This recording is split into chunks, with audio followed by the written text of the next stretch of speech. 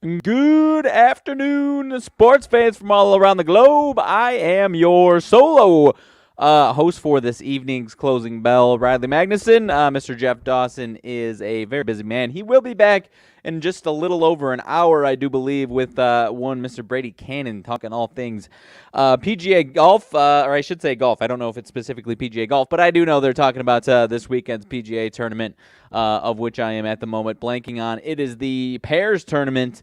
And that one should be the Zurich Classic of New Orleans, of course. But that should be a really fun tournament.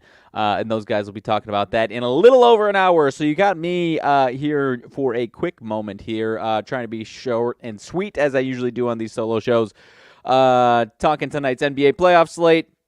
And whatever we have left of the MLB slate, which I know a lot of them are already in the can, already off and rolling. A lot of big numbers today posted by some teams, whether it's already in the tank or currently going right now. My White Sox lose 5-2. What's new right now? But we've got 4 games left on the slate that haven't started yet, so we'll touch on those.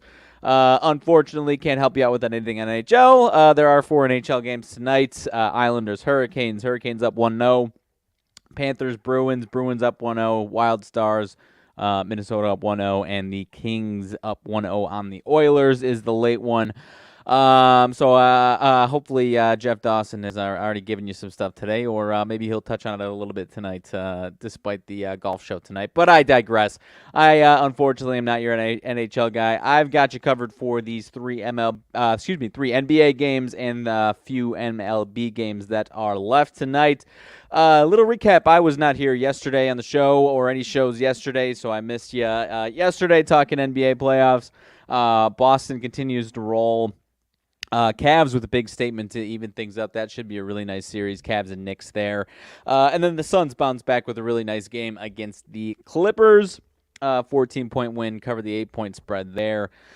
Going back to L.A., tied 1-1. So that could be a good series. I do like the Suns. If they, I think they have the most room to improve for a lot of these, at least in the West. For all the teams in the West, they still have another level that they can get to. I think that they just haven't gotten to, having limited time playing together. So, maybe there's not enough time. Maybe there is. I don't know. But obviously, they've got a few games here left, at least in this first round series. I think they'll take care of business here, and maybe by the time they're done with that, they could be ready for a nice run after that. So we will see. Going back to Monday, if you were with us, with me, I was solo on Monday telling you to pump the brakes on the Golden State Warriors. Sacramento, obviously the Draymond Green thing happens in the, I think it was the fourth quarter, during the Warriors kind of come back a little bit there. So maybe you want to chalk up the Warriors' failed comeback to that, but I told you to pump the brakes on the 11-30 regular season road team, Golden State Warriors, and they showed up all right. So still obviously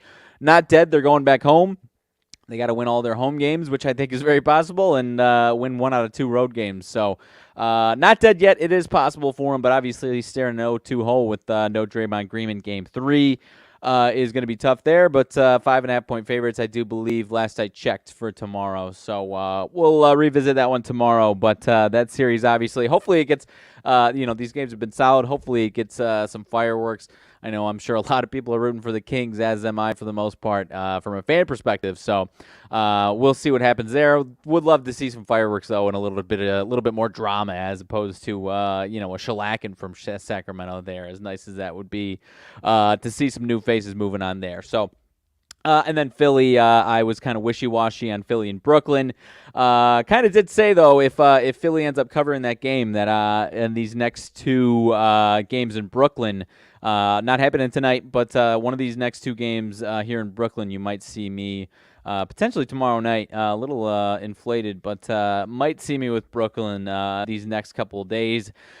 Next couple games, game 3 and 4, at least on the spread. Again, I told you I think they're going to put up a fight at least one of these games. But again, we will revisit that one tomorrow. Tonight, we've got 2 on TNT, 1 on NBA TV.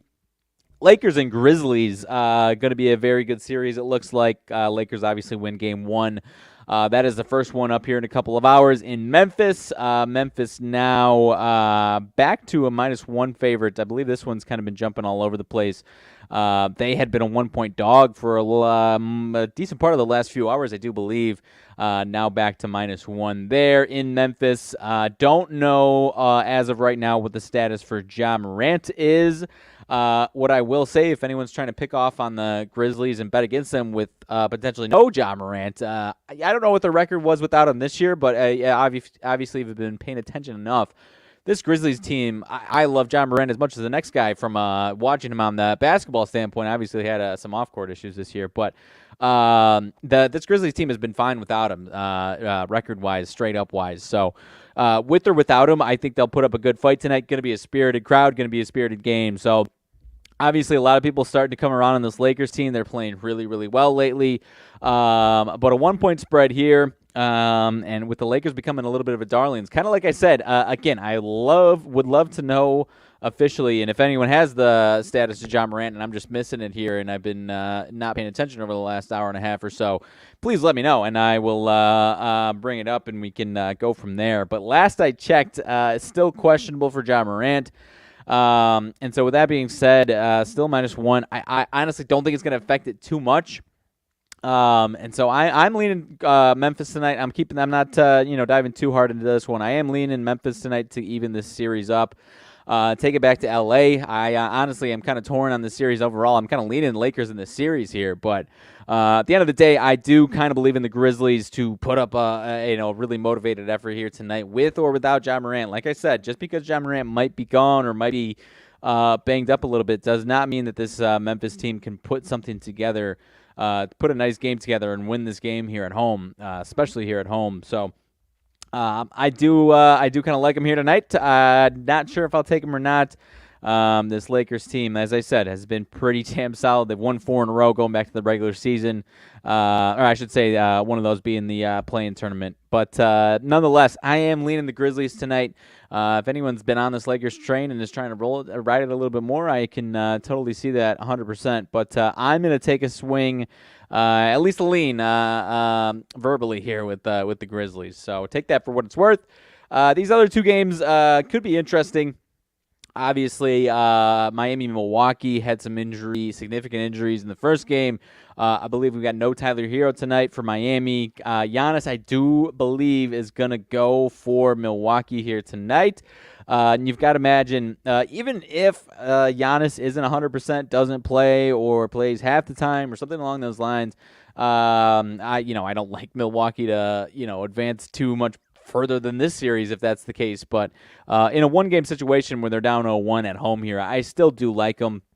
I don't know what to expect out of the spread on this one. I would, if I had to do anything, I guess I would lean Milwaukee. But at the end of the day, it would not surprise me at all if this Heat team put up another solid fight and kept it close.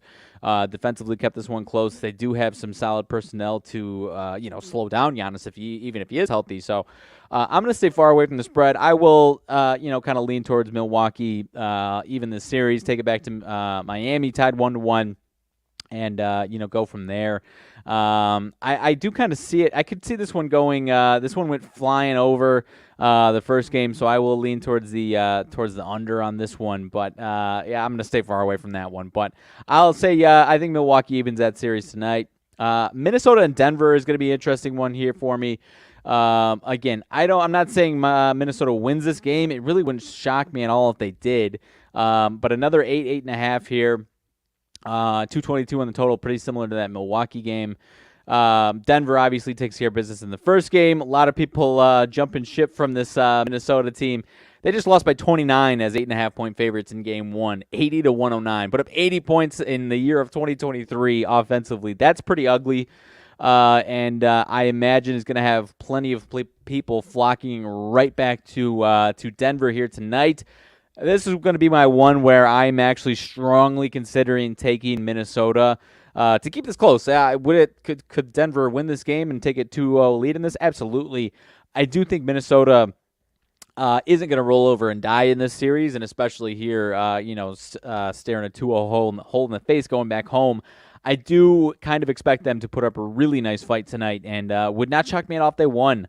So I'm going to go a little firmer, and probably actually we'll see with some Minnesota action tonight on the 8.5 point spread here in Denver for the late game out of the NBA. So that is what I'm thinking out of these 3 games. If you got any thoughts, questions, concerns, want to back me, fade me, roast me, feel free. I am an open board here. So give me the Minnesota Timberwolves here. Excuse me as I fumble my words. Torn on actually taking Memphis. I'm more 50-50 with that one and more of a lean on that one than I am with Minnesota. I do think I am going to take a swing with Minnesota there. So moving over to the MLB. As I was saying in the intro, a lot of big numbers posted on some of these boards today. Tampa 8-0 win, get things rolling again. St. Louis 14 points in a win at home. Texas 12 runs. I say points. It's still basketball mode. 12 runs in a win on the road in Kansas City. And I think it's Pittsburgh in Colorado right now. 12-1 in the 7th right now. So elsewhere going on right now, Mets up 2-1 on the Dodgers. If you didn't see, what's up, Connor? Thank you for joining us once again, my friend. If anyone didn't see, Max Scherzer tossed from the game today. I want to say the 4th inning, not positive about that, but want to say the 4th inning, was pitching really well. Obviously, it's still 2-1. Was pitching really well. Had a little, I think from what I was reading and watching, had a issue with sticky stuff. They asked him 1 inning to switch out gloves, which he did, and then I think he retired the side. Came back out the next inning. And obviously, maybe I'm fudging some of these details. Came back out the next inning, had an even bigger, conversation, more heated conversation with the umpires, and they tossed him. He tried to claim it was rosin. They said, "Nah, not a chance, pal," and tossed him out of the game. And obviously, if you've, if you're, Mad Maxwell, he was obviously not Happy Max. So.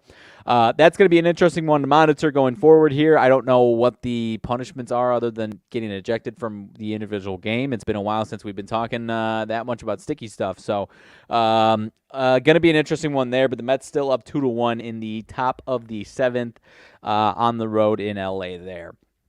I mentioned Pittsburgh all the way up, big on Colorado. Cubs in Oakland tied 2-2 right now. In the top of the 6th, I'm not sure. Steele for the Cubs started that one.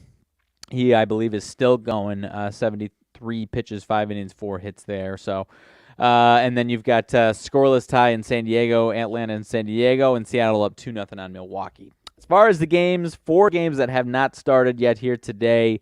You've got the Angels and Yankees, a solid one in the Bronx. Griffin Canning for the Angels and Brito for the Yankees here. Yankees minus 132 on the money line here. Opened up closer to a pick of minus 115. And from what I understand here, the majority of people are interested in playing. A lot of people, public, buying into the Yankees here in this evening. Against I think just with the Yankees, and B against maybe Griffin Canning. As far as Brito is concerned, Joni Brito, I do not know much about him. This is his rookie season. This will be his fourth start, I believe. Last time out was not good at all. First 2 starts pretty good, 5 innings each, only 1 run total. Last start, last time out at home against the Twins. Didn't make it out of the first inning. 6 hits, 7 earned runs. A homer and a walk, no Ks. So he's coming off of that one.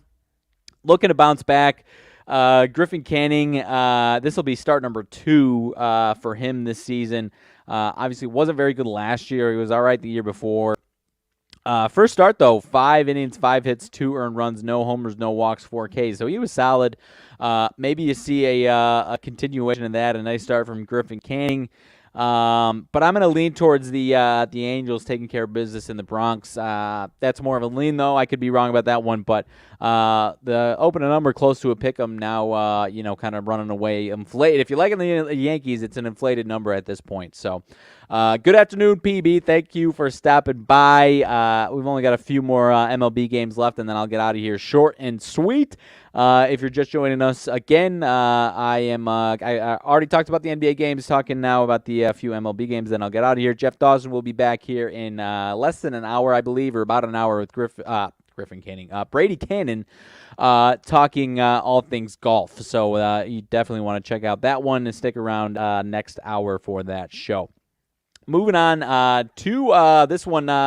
What is this? The Battle of the Beltway. I've seen one of these games. I'm drawing a blank on what the rivalry is called. Anyways, Baltimore and the Nationals, DC Nationals. Kyle Bradish for Baltimore, 10-7. Baltimore Orioles still kind of quietly playing solid baseball again to start this season here. Bradish, outing number 2 for him. The first one. I honestly don't. I think he might have had. He's coming back off of an IL stint. First one, only an inning and 2/3, 1 hit, no runs, walk in 2 Ks, and then he exited after that one. So I'm not going to try and play around with a start coming off of injury there. You've got Mackenzie Gore on the mound for the Nationals in year 2 for him. He was a nice prospect with San Diego. Came over now here for his second season in the bigs. So far, 3 starts for him. A little all over the place. They've kind of kept him on a short leash a little bit. Hasn't given up more than 2 earned runs. Last time out though, 3 2/3, 4 hits, 2 earned runs, no homers, 4 walks, and 6 Ks. So in 2 of the 3 starts for him this year, he's got 4 walks allowed. He's got exactly 6 Ks in all 3 starts, oddly enough. But the Nationals have actually won 2 out of the 3, and the one they lost, it was only a 3-2 loss. So keep his runs off the board, but you have to imagine, maybe you think he's due for a little bit of positive regression as far as keeping guys off the bases there altogether, and he's in for a good start. Or some of those walks and combination of the walks and hits are going to start piling up a little bit. I would like Baltimore only minus 145 here. Up against this Nationals team is concerning, though. So if this was a situation where Baltimore was a big favorite, I would really respect it up against what I was talking about with McKenzie there. But with Bradish coming off the IL, only got 1 real short start under his belt this season, that's going to be concerning for me and is going to keep me out of it. I do like Baltimore to score some runs on Mackenzie Gore here today.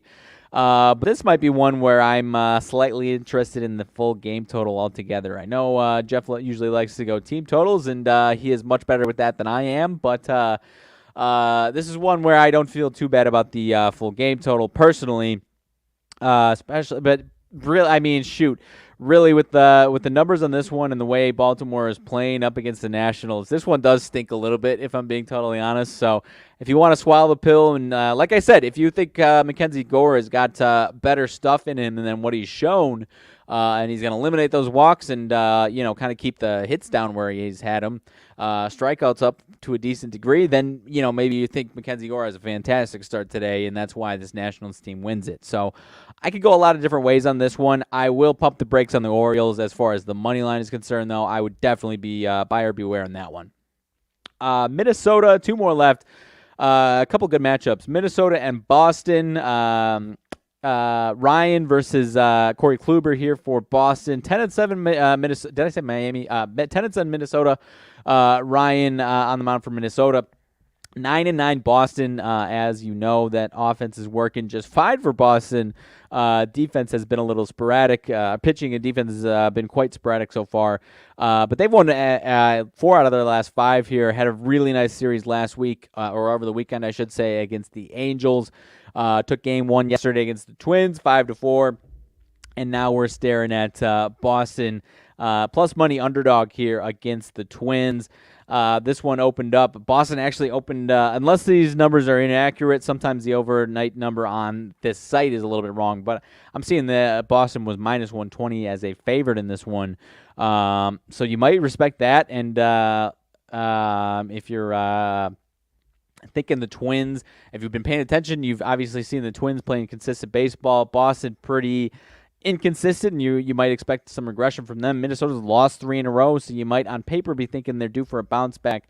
I'm gonna pump the brakes on this one. As Jeff likes to say, you respect the opening number to in a lot of cases. So as far as the pitching matchup, you've got Ryan and Kluber, as I was mentioning. Corey Kluber has not been great so far. He had 1 solid start against Pittsburgh, sandwiched in between 2 kind of ugly ones there. Last time out, 4 2/3, 4 hits, 4 earned runs, only 1 walk and 7 Ks. So, on paper there, not the worst start. it kind of blew up on him in the fifth inning there for Kluber. It was solid up until that point. So maybe I could see a nice Kluber start through 5 innings or so this time around. And maybe I'm interested in Boston first 5. But at the end of the day, I will stay away from this one. I could see this one being a coin flip at the end of the day. Joe Ryan on the mound for Minnesota. He's been really good in 2 out of 3 starts. The other start, not bad at all. 6 innings, 3 hits, 1 earned run, 6 Ks. Followed up with they've won all 3 of these starts. The ugliest one, 4 earned runs, but still 6 innings, 3 hits, a home run, a walk, and 10 Ks. Last time out against the Yankees, 7 innings, 3 hits, 1 earned run. No walks and 10 Ks. So he was really fantastic last time out. Maybe you're thinking he's due for some regression here, and that's another reason why the Red Sox could win this one. So I'll lean towards the Red Sox in the first 5 as my play out of that one, but I can see that one going a number of different ways. Last one up, and then we will get out of here. Jose Barrios in the Blue Jays on the road in Houston against Luis Garcia and the Astros. Luis Garcia, I'm a fan of his in these past couple of years here. He's been solid, but has not been good at all so far this year. 3 earned runs, 4 earned runs, 5 earned runs these last 3 times out for him. Barrios obviously is a mixed bag. You never know what you're going to get with him. Last time out, he was good. Jeff and I he had the sound advice of wait in a day. It was the Barrios was the guy that ended or helped end the drought or end the run, the streak of Tampa Bay. Jeff had the sound advice of wait in a day, and if they lose, they're going to lose the second day in a row. I went ahead and was a little more cocky and abrasive and said, this is the day. This is going to be the day. And I was correct, but still not as smart of a strategy as waiting on the winning streak to come to an end and then betting on against it the second day. So as far as this one is concerned, I would feel as someone who respects Luis Garcia when he's pitching well, and obviously he hasn't been pitching well, I could see him bouncing back in this one. But at the end of the day, this one's kind of a coin flip to me. And if you feel like you have a feel for one of these pitchers, then maybe you feel confident jumping into this one. Toronto. This one's actually game 3 out of this series. They started on Monday. Houston wins 9-2 on Monday. Toronto wins 4-2 yesterday.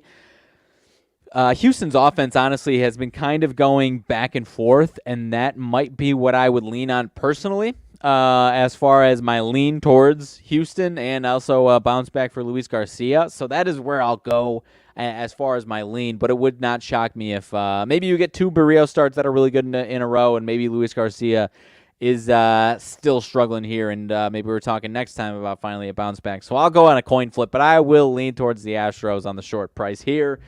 But I would love to see them. I would respect them a little more if they were at least minus 130 or something along those lines. I know it's the Blue Jays, but with Barrios on the mound, that would be more of an indication that it's going to be an ugly Barrios start. So maybe you could very well get 2 good Barrios starts. So I'd pump the brakes on that one unless you got a better feel than I do for either of these 2 pitchers there. So that does it for the MLB slate, or at least of what's remaining. Cubs take a 3-2 lead now in the top of the 6 on Oakland, and I think they're threatening for some more. And San Diego's got a 1-0 lead through 4 on Atlanta. And then already touched on the 3 NBA games. And as far as the NHL, unfortunately, I can't help you out. I will be watching and with my popcorn tonight, though. So if anyone's got any winners or the dreaded L word, locks, but throw them my way. I love some extra entertainment tonight and scratching it on the NHL playoffs. I've got my Patrick Kane entertainment future for the New York Rangers as a Patrick Kane Blackhawks fan over here. So that one got off to a nice start last night, but that's all I've got for the NHL. I'm a humble fan and a pizza and beer money popcorn grabber for these NHL games. Excuse me. So without further ado, as I mentioned, about 50 minutes from now, Jeff and Brady Cannon will be on talking PGA golf. And it's the Zurich Classic of New Orleans, the pairs tournament that is Cantlay and Schauffele, the defending champs from last year. trying to defend their crown. They are the favorites of this one, plus 290. Can't lay. Both these guys playing really well. Obviously not quite dominant, top 5 winning well, but they've been obviously consistent, kind of flirting with top 10. So it is fair that they are. That they are the favorite. That is a pretty hefty price to pay, though. You've got some other really solid pairs of guys. Obviously, Morikawa and Homa are going to be two big names to look out for, though. But there are a handful of other names down the line here that could be a nice pairing here. But it is tough to go against the tandem, the defending champs tandem. Marty, nice to see you. I am almost out of here, but I do believe it is more of a lean tonight. Not my favorite play in the NBA. Few too many people are leaning towards the Grizzlies, so that gives me a little concern. But I do think the Grizzlies win tonight. And that is with or without Ja Morant. I was kind of my piece on that to start the show was, this Grizzlies team has been good over the last couple of years with or without Ja Morant. So if anyone's flooding to the Lakers because there's no Ja Morant or banged up Ja Morant, I'm kind of throwing that out the window because the Grizzlies have been fine, and at times they've been better without Ja Morant. So I am leaning towards the Grizzlies, but I'm staying away from that one. Minnesota, again, not saying Minnesota wins, but Minnesota plus the 8.5 was the play that I'm strongly considering throwing on my card tonight out of the NBA. Just think they put up a solid fight tonight. Whether they win or not, I don't know, but thinking they put up a solid fight, kind of last-ditch effort for that group here. As long as they, don't win that one, then obviously they'll have some more fights to be thrown there. But that Lakers team is playing really good, and that's honestly a big reason why I'm not firing away on the Grizzlies. But I do believe in a motivated squad. As far as leans are concerned, I do think a motivated Grizzlies squad gets it evened up tonight and throws that back to LA at 1-1 there, and we've got potentially a really good series there. So. Without further ado, I will jump out of here, catch Jeff and Brady in 45, 50 minutes talking golf. As far as tomorrow is concerned, I assume we've got some shows coming. I am not the guy with the schedule usually, but I believe I will be here in the afternoon again tomorrow. 3 NBA games tomorrow, 3 really good ones. Philly and Brooklyn. Brooklyn, obviously, that's one of the lesser entertaining series, but I think Brooklyn's going to put up a fight one of these next 2 games. And then, obviously, Sacramento Golden State is going to be a really fun end of the series there. And then Phoenix and L.A. Clippers could be fun here the next week and a half or so there. So I will get out of your hair. Best of luck tonight if you are gambling. Gamble responsibly, of course. And without further ado, catch Jeff and Brady here in 40 minutes, and I will see you tomorrow. Thanks, guys.